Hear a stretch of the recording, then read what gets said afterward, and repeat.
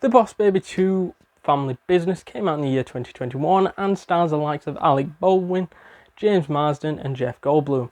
This movie takes place 30 years after the first one, funny enough, and this movie is obviously when they're adults and not kids anymore. And this movie presents the two, having been so close in the first movie towards the end, have been drifted apart over time as the Boss Baby concentrated on growing up and being a businessman and being this guy that's far too busy with work to be a family man. However, Ted's more of a family man in which, you know, he's happy doing what he's doing but still acts a bit like a kid.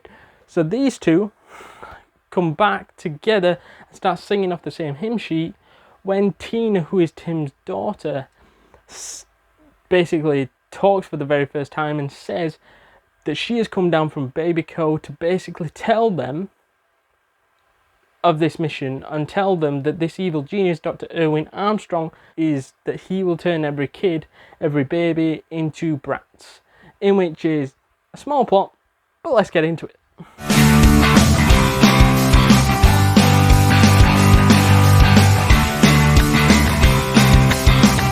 So what I liked about this particular movie then is the story arc between Tim and his oldest daughter Tabitha.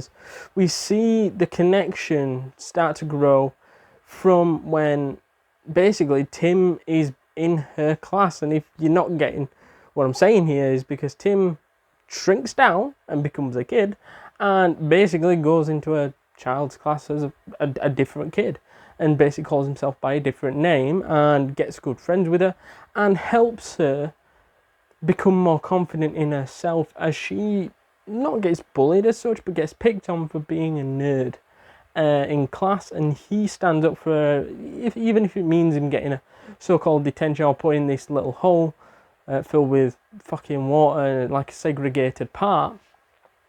And in there he sort of grows that bond in this classroom with her daughter, and from that he is able to build confidence inside of her to go out and do this solo and do this solo of singing for this like big concert later down the line. And going on to the concert now, that's right at the end of the movie. Like I said, I am skipping a load of this and you'll get why towards the end of the review. I know it's a bit backwards, and normally we start off with the main story arc and then branch off, but I don't want to get onto that. So basically at this concert she bottles it a little bit because she realizes her dad Tim isn't in the stands watching on. However, that is because he is a kid. and basically Tim said he would be there, but it's like that. It's happened in several movies where they are there, they just don't, like Jingle All the Way. He said he would be there at the parade, and he was there, he just wasn't himself as he was the Turbo Man. And it's just in this situation, he wasn't himself, he was just a kid version of himself.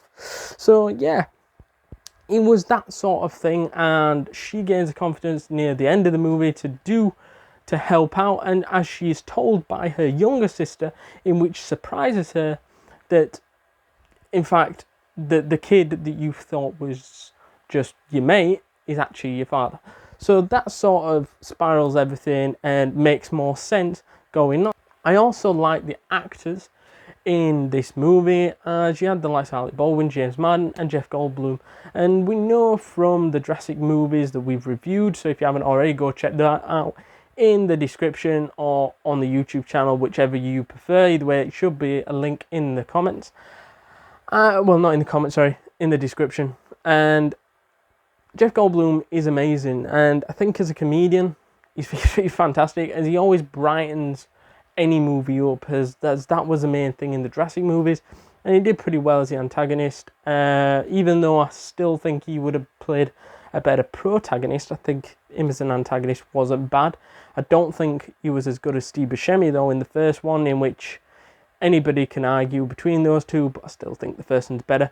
But Alec Baldwin cemented himself as the boss baby in this movie. I said in the first movie that he was fantastic, and he was fantastic in this movie, and that is his voice. That is him at his best. You know what I mean? Doing those voice acting, and he made that role his own. James Marden, on the other hand, I did think could have been replaced. However, he was decent. Nothing to write home about. However, not everything in this movie smells of roses. As we know, there's a hint of shit in this movie, which I've been trying to get onto throughout this movie review, in which is that this movie shouldn't have been made, and two, that this movie is so fucking simple. Let's get on to the first point a bit more though. The fact that this movie shouldn't have been made. This movie shouldn't have been made because the first one wasn't good enough. Argue what you want in the comments now, but the first movie weren't good enough in terms of your Shreks, your Madagascars, your fucking Megaminds, and all these other great DreamWorks movies, Kung Fu Pandas. This one sucked a load of dick in that sense that it didn't follow on from the first one that well, and that's because the first movie wasn't that good in terms of being on the heights of the Shreks and Madagascars that deserved sequels. This one didn't deserve a sequel. Yeah, it's the first Boss Baby movie, which we reviewed. So if you want to check that out, get down in the description and click on the link. However, if you've watched the first one, you'll understand that it's a breath of fresh air in terms of the DreamWorks movies, but it only deserved one. One Uno movie. And to have made a second one, it just showed they did it for the money. I suppose every franchise, they eventually get greedy and go for the money. However, this one takes the piss because this shouldn't have been a franchise. But now it is, because this movie is basically for toddlers. On to our second point. This movie is so simple in the fact that this is basically for toddlers and nobody over the age of 10. And, you know, I'm not saying toddlers go up to 9 here. I'm just making the point, saying that anybody over the age of 10 will be bored out their minds watching this bag of shit, in which animation movies are meant to keep everybody entertained all the way through the movie. I would say the first one gets a bit into that, you know what I mean? As a 10-year-old, you could probably sit there and watch it, you know what I mean? You could probably do something else while watching it and be like, oh, it's alright, you know what I mean? However, if you're younger than that, you are going to enjoy it the fullest. But when you get older, you're going to be like, what am I watching? That's the thing here. It's for younger people, I guess. But animation movies should be for everyone. Look at Toy Story, man. I can still go and watch Toy Story now and still be fucking entertained since I was a kid watching it and now when I'm an adult watching it. And same with several other animated movies. So why did they have to make this sequel? So it's just one of those shit movies. So to summarise this movie then, I guess this was a decent film as a whole. And like I said, the movie has its limitations as the story is so simple that I could have written it, you know what I mean? And I am not no writer here. And it was just plain, just a little bit boring at times. Hence why I've rated this a 6.6 out of 10 and a decent film. And if you disagree or agree with what I've said in this video, let me know down in the comments down below. And also, if you haven't already, hit that like button, hit that subscribe button, hit that notification bell to be alerted to all the new content this channel creates. And I shall see you guys in the next one. Later.